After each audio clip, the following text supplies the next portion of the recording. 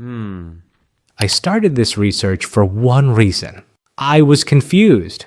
I kept seeing data that didn't add up. On one hand, we're told BMI is everything. On the other, I found this massive study that said people with a normal body weight but a big belly actually have the worst long-term mortality risk. Their risk of death was higher than people classified as obese. How is that possible?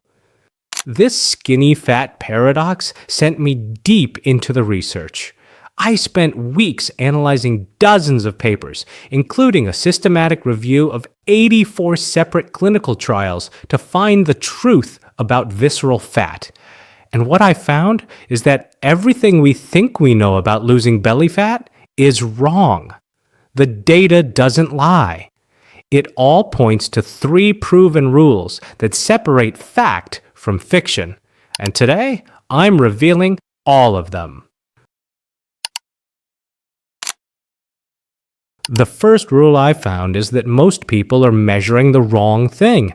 We're obsessed with the number on the scale, but the scale doesn't know where your fat is. The research makes a critical distinction. First, you have subcutaneous fat. This is the pinchable fat right under your skin. It's relatively passive, but the real enemy is visceral fat. This is the fat hidden deep inside your abdominal cavity. You can't see it, you can't pinch it. It's the toxic fat that surrounds your vital organs, your liver, your pancreas, and your intestines. This is the fat that causes normal weight central obesity, the skinny fat paradox. This is why a person with a normal BMI can be a ticking time bomb. So how do you measure the right fat? You don't need a DEXA scan, you just need a measuring tape. The correct way to measure your waist is at the midpoint between your lowest rib and your hip bone. Measure as you normally exhale, don't suck it in. The high-risk standard for the US and most WHO guidelines is men over 102 centimeters, that's 40 inches. Women over 88 centimeters, that's 35 inches. Note the 80 centimeter, 31.5 inch standard is also widely cited. If your number is above this, you are in the high-risk category, regardless of what your scale says. Rule number 2 is understanding why this fat is so deadly. The research was unanimous.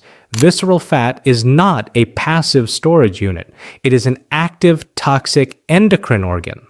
It's an illegal factory in your belly, running 24/7, pumping out harmful substances called pro-inflammatory cytokines. The 2 main thugs are TNF-alpha and interleukin-6, IL-6. This factory creates 2 massive problems: chronic systemic inflammation and insulin resistance, because these thugs make your body's cells deaf to insulin. And this poison factory is the source of the diseases you are storing. My analysis found clear links to all the major killers. First, type 2 diabetes. This is the gateway. It's the direct result of the insulin resistance we just discussed. Second, heart disease and stroke. This is the big one. The inflammation damages the inner lining of your blood vessels, making them stiff and easy to clog. A massive meta-analysis of 650,000 people I reviewed found that for every 2 inches or 5 centimeters increase in your waistline, your risk of all-cause mortality increases by 7% in men and 9% in women. Third, dementia. This surprised me. The inflammation pathway, IL-6, damages the delicate blood vessels in the brain. One study I found on adults 65 plus linked high visceral fat directly to significantly lower cognitive function scores.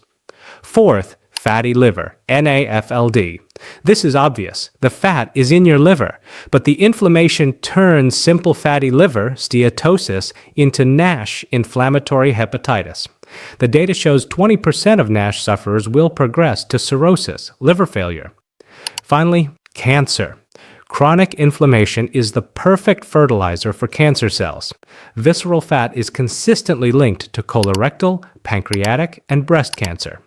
So rule number 2 is to stop thinking about losing weight and start thinking about shutting down the poison factory. This brings me to rule number 3, and this was the most important finding from the 84 clinical trials I analyzed. This is the solution. We have been told 2 lies. Lie number 1, do sit-ups to lose belly fat. This is a myth. You can't spot reduce fat. Lie number 2, just eat less. A strict diet is all you need. My analysis of the research proves this is wrong. The 2023 meta-analysis I found made a critical discovery. Dieting alone has a plateau effect.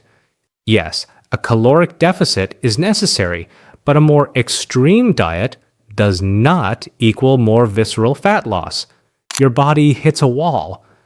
Exercise, however, is different. The analysis of those 84 studies ranked the #1 most effective solutions. Tied for first place were vigorous intensity aerobic exercise like jogging, cycling, swimming hard, HIIT, high intensity interval training. These beat resistance training and moderate cardio specifically for visceral fat loss. But here is the real secret. It's all about dose response. The research found a linear dose response for exercise. The more you do, the right way, the more visceral fat you burn. Dieting does not have this linear effect. This means exercise is the engine of visceral fat loss and diet is the steering wheel. You absolutely need both, but you cannot diet your way out of this problem alone. That is rule number 3. So, that's what my analysis of 84 studies revealed. Rule 1, measure the right fat, your waist, not your weight. Rule 2, fight the poison factory. It's about inflammation, not just aesthetics. Rule 3, use the dose response. Exercise is the engine, not just an add-on. Here's your action plan, starting tonight. First, for Rule 1, get a measuring tape. Measure your waist at the midpoint between your lowest rib and hip bone. The high risk number for the US is over 40 inches, 102 centimeters for men, and over 35 inches, 88 centimeters for women. Write your number in the comments. Be honest.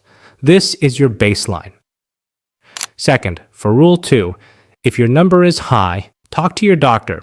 Ask for a blood test to check your inflammation, like C-reactive protein, and your metabolic health, fasting glucose and triglycerides. This is how you see if the factory is active. Third, for Rule 3, start moving. You don't need to be perfect, you just need to start. My next video will be the complete guide. I will break down the 3 exact exercise protocols from that 84 study analysis, the HIIT plan, the Vigorous Aerobic plan, and the combination plan. If your measurement was above the limit, don't panic. Consider this your wake-up call. Subscribe to this channel and turn on the notification bell, because in the next video, we are going to shut down that factory for good. Thank you for watching. Stay healthy, stay motivated.